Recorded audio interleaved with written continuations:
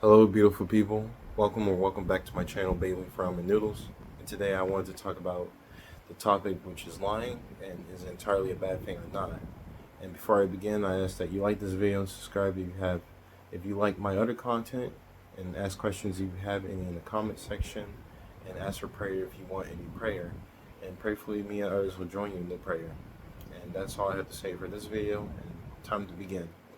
Okay, so my thoughts about lying, it depends on the situation. Honestly, lying will always be a sin most of the time because it wouldn't be needed, but instead it will make things worse. For example, if you're lying about getting good grades on your report card and tell your mom there's no point in looking at it, then there's your sin right there. And lying to your mom about your report card is deception when you could have told the truth. And yeah, it'll be scary to tell her what you actually got, but she would have taken it better than you telling the lie first and then she finds out about the truth later. And prayerfully, this will motivate you to want to do better on your grades to avoid situations like these. And now I would like to add that there are possibilities that lying can actually be a benefit rather than sin. Like, for example, if you're hiding someone from a group of gangsters that want to obviously beat the person to a bloody pulp, then you shouldn't reveal that person's whereabouts. If they ask you where the person is so they could beat the poor man up, you should point the other way to save him. And you might be saying, if they caught me lying, then they're going to kill me. And that may be true, but we should be willing to take that risk of our lives for another. Like it says in John 15:13 and 14, no one has greater love than this, to lay down his life for his friends. You are my friends if you do what I command. End quote. And we should be willing to lay our lives for others if the situation calls for it, even if it's for a stranger, someone we don't know. But I'd like to pull up an incident that I could call where lying has saved someone's life in the Bible, which was Jonathan lying to his father Saul about David's whereabouts because Saul was trying to kill David, and this was all in 1 Samuel 20. If Jonathan told Saul the truth, he would have hunted David down and killed him on the spot of where he was. So Jonathan saved David right there through lying. And once again, lying for most situations will always have negatives. It builds false trust, creates betrayals, and it can possibly cost someone's life. And the list goes on. Lying is what led sin to exist in mankind in the first place because of the serpent Satan lying to Eve about becoming exactly like God, stated in Genesis 3:4-5. You will certainly not die, the serpent said to the woman, for God knows that when you eat from it, your eyes will be open, and you will be like God, knowing good and evil. End quote.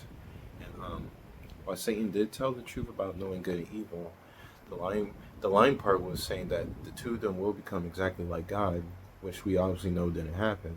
The tongue has so much power than what people give it credit for. It has the power to create and destroy under the right circumstances and under the right power. And we should be cautious for our speech at all times, because one slip up could possibly create a ton of damage physically, mentally, and spiritually. And James 3:6, I want to say that this verse right here, the tongue is also a fire, a world of evil among the parts of the body. It corrupts the whole body, sets the whole course of one's life on fire, and is itself set the fire. And is itself set on fire by hell. End quote. But in conclusion, 9.5 out of 10, lying will always be a sin.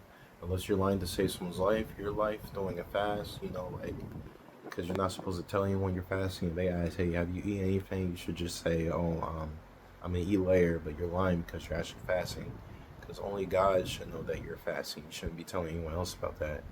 Or, of course, hiding like a surprise party, like you're telling someone, oh, I'm not planning to do anything, but you're actually planning to surprise them with a surprise party. There's nothing wrong with that. Stuff like that. Um, but I'd like to add that you probably already know this, but we should never lie under any circumstances about our relationship with God. Even if your life is being threatened because you saying you love the Lord, be willing to lose your life for the Lord. Never lie saying I don't have a relationship with God. Always be honest to anybody about this because of this verse. Matthew 10:33, whosoever shall deny me before men, him I will also deny before my Father who is in heaven. End quote. And the sin is forgivable because Peter did deny Jesus 3 times in a row before, and he was still used to spreading the gospel later on. And how he died was being crucified for not denying Jesus. So yeah, that's his redemption right there. But I'm not saying we should feel comfortable denying Jesus because the sin is forgivable. But simply, I just say that because just in case you think it's an unforgivable sin, you can still come back from it. Just repent and say, "I'm sorry, Lord. Please give me strength to not lie on your name again." And yeah, but that's everything for this video. Thank you for watching. Like this video, you agree. Tell me if you don't agree. And that's only if you want. And prayerfully, I'll see y'all next time. Goodbye, beautifuls.